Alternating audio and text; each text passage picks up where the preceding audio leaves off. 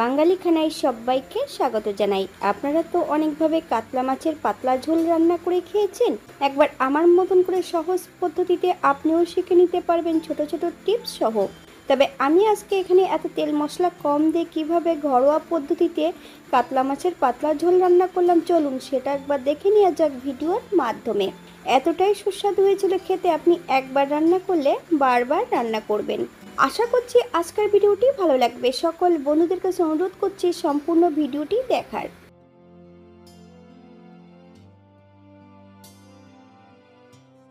এখানে আমি 1.5 কিলো কাতলা মাছ নিয়ে নিয়েছি।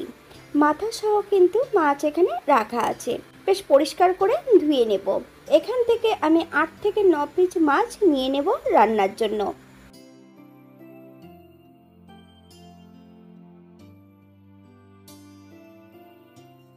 থেকে আমি মাছের গায়ে 1 চামচ লবণ আর 1 চামচ হলুদ গুঁড়ো বেশ ভালো করে লাগিয়ে রেখেছি 10 থেকে 15 মিনিট আগে।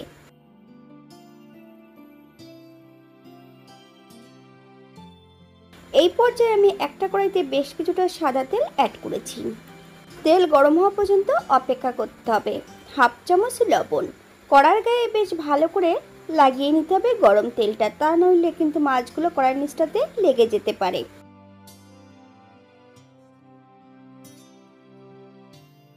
এক এক করে মাছগুলো তেলের মধ্যে অ্যাড করতে হবে। তবে এখানে মাছের পরিমাণটা বেশি আছে, আমি দুবার মাছগুলো ভেজে নেব।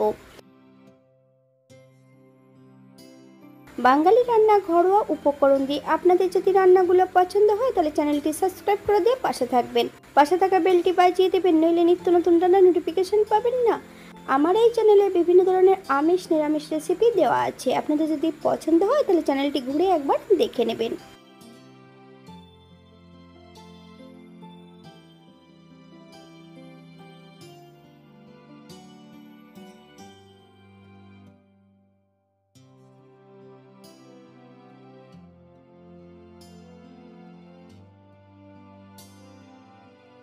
এই পর্যায়ে মাছগুলোকে বেশ উল্টিয়ে পাল্টিয়ে বেশ ভালো করে ভেজে নিয়েছি।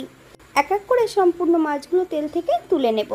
আপনারা আপনাদের পছন্দ মতন মাছগুলো ভেজে নিতে পারেন। দ্বিতীয়বারও আমি একই পদ্ধতিতে মাছগুলো ভেজে নেব।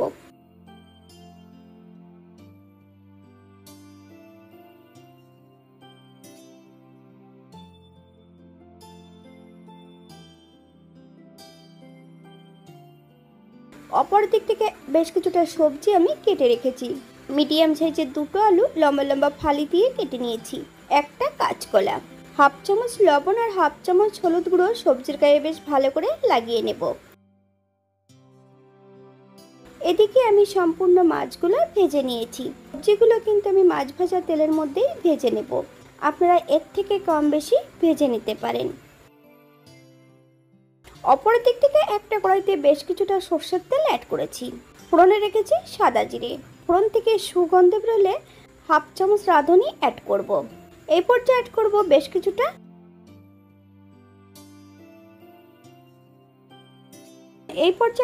বেশ কিছুটা কাঁচা লঙ্কা ফালি দিয়ে অ্যাড করেছি।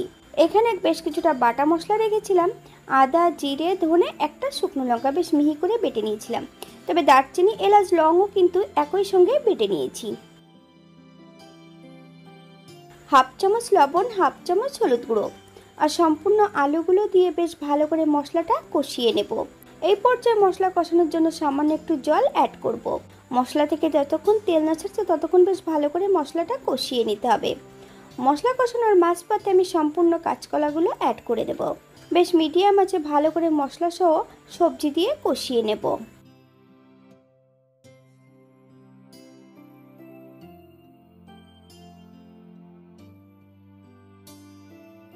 এখানে আমি 2 কাপ জল অ্যাড করব গ্রেভির জন্য। আপনাদের যতটা গ্রেভির প্রয়োজন আপনারা ততটা জল অ্যাড করতে পারেন। হাই ফ্লেমে 4 থেকে 5 মিনিটের মতন আমি বেশ ভালো করে ঝোলটাকে জাল করে নেব।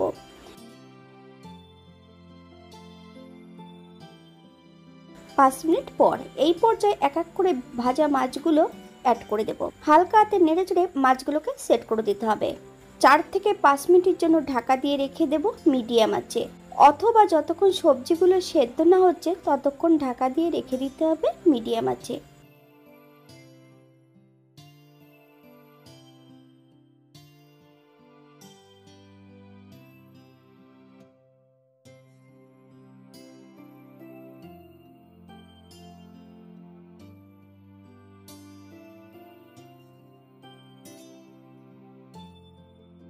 এই পর্যায়ে একবার চেক করে নিতে হবে যে সবজিগুলো সেদ্ধ হয়েছে কিনা। আপনারা যদি এখানে চিনি পছন্দ করেন তাহলে অ্যাড করতে পারেন।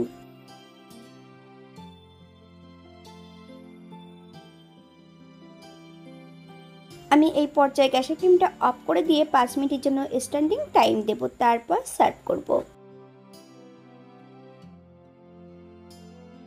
এটা দেখতে যেমন ভারী সুন্দর হয়েছে, এটা গরম ভাতে খেতে কিন্তু অসম্ভব ভালো হয়েছিল। আপনারা বাড়িতে একবার একই পদ্ধতিতে বানিয়ে নেবেন।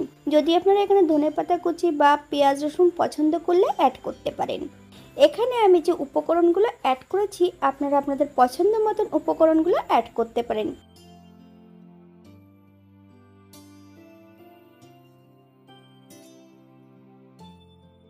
আজকের ভিডিওটি এই পর্যন্ত। সবাই সুস্থ থাকবেন, ভালো থাকবেন।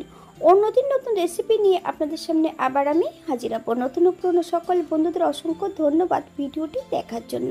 হাতে যদি সময় থাকে তাহলে একটা লাইক, কমেন্ট, শেয়ার করবেন।